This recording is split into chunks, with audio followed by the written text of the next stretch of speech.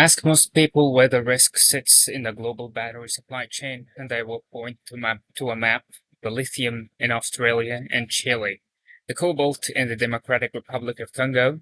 That instinct, while understandable, is pointing at the wrong stage of the process entirely. The real checkpoint isn't where these minerals come out of the ground. It is what happens to them immediately afterwards. Raw lithium ore, cobalt ore, or graphite in its natural state is not usable in a battery. It has to be refined and processed into battery grade material, a capital intensive, chemically sophisticated, and highly specialized industrial step, distinct from mining itself. This is a distinction the public conversation about mineral security consistently misses. The country can hold a relatively modest share of raw extraction and still control the supply chain almost completely, simply by dominating the refining stage every extracted ton has to pass through. According to the International Energy Agency, China refines approximately 90% of the world's rare earth elements, and is the leading refiner for 19 of the 20 energy transition materials and minerals tracked globally, holding an average global refining market share of around 70%. Separate U.S. Energy Information Administration data shows China processes over 90% of the world's graphite, and as of 2022, Chinese companies controlled over two-thirds of global cobalt and lithium process capacity.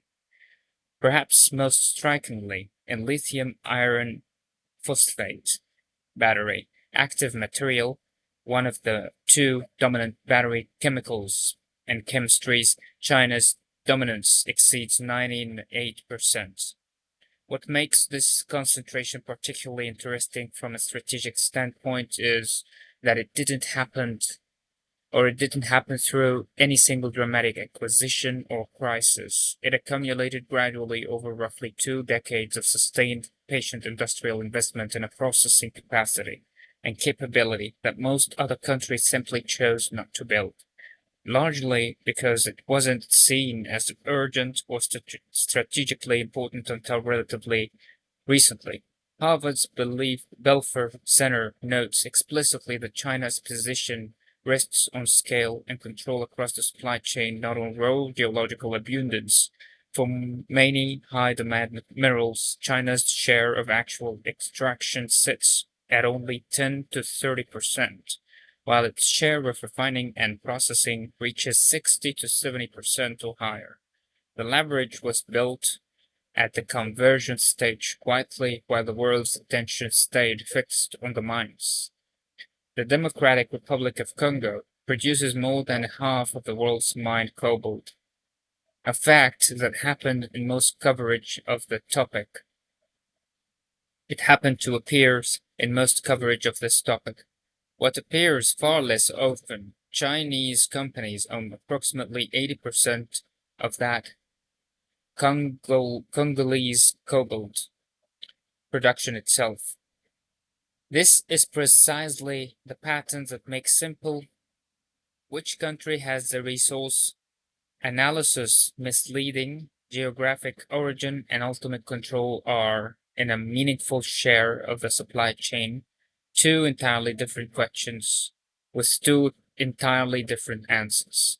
A genuinely underappreciated vulnerability sits on layer beneath even the refining concentration itself. Much of battery mineral processing depends on a steady, affordable supply of sulfuric acid, a comparatively unglamorous industrial input that rarely features in strategic mineral discussions. Industry analysis coming from analysts stating from benchmark mineral intelligence estimates that as much as 59% of global lithium supply is exposed to disruptions in sulfur and sulfuric acid availability.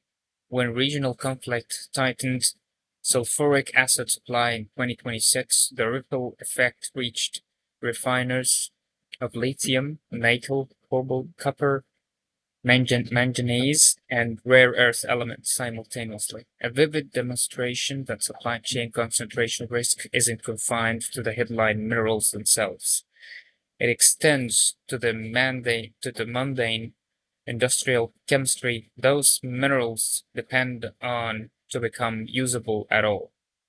It is worth clarifying something that sounds like a technicality, but has real policy consequences. Critical minerals, is not a single universally agreed category. The most recent United States Geological Survey list from August 2025 identifies 54 such commodities, but different agencies maintain different purpose-specific lists. The Department of Energy's list focuses on materials essential to energy production and storage, while the Department of Defense maintains a separate list of strategic and critical minerals required to sustain military production during a national emergency. This isn't bureaucratic redundancy. It reflects a genuine strategic reality. That same mineral can be simultaneously a clean energy input and a defense manufacturing input, and policy tools designed for one purpose doesn't always transfer cleanly to the other. Governments are not standing still in this. The United States released a formal strategy in March 2025 explicitly targeting increased domestic mineral production in multiple countries, including South Korea, and various European initiatives have launched their own diversification efforts. From acquiring mining and refining stakes abroad to funding domestic processing capacity, the honest assessment, though, mirrors what we have discussed elsewhere regarding semiconductor manufacturing, building, refining capacity at the scale and cost competitiveness. China has spent 2 decades achieving its a genuinely multi-year capital-intensive undertaking, not a policy switch that flips quickly. Analysts broadly agree that meaningful diversification is achievable, but on a timeline measured in years to a decade, not quarters.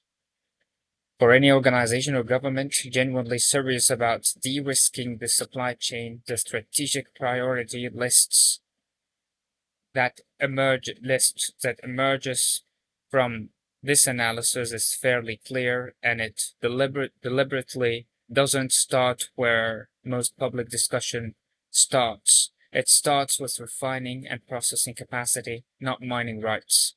Control over extraction without control over conversion capability still leaves you dependent on someone else to turn your raw material into something usable. It continues with unglamorous input like sulfuric acid supply, which quietly gates the entire process regardless of how much of the headline mineral you control. And it requires treating this as a multi-decade industrial policy question, not a crisis response. The countries and companies that began building refining capacity years before this issue reached public attention are the ones with genuine optionality today. The global energy transition is often described as a race to secure resources, as if the decisive question is simply who controls the ground those minerals sit beneath. The more accurate picture and the more useful one for anyone making strategic decisions is that the real race was over industrial capability, who build the unglamorous, capital-intensive refining infrastructure while almost nobody else was paying attention. That race is largely already run. The more interesting question now is whether it can still meaningfully be rerun, and on what timeline. Thank you so much for your presence. I'm looking forward to your interactions, questions. Feel free to leave them below if you have any. Make sure I read each and every one of them and answer them once I can. And I'm looking forward to see you in the next lecture. See you then.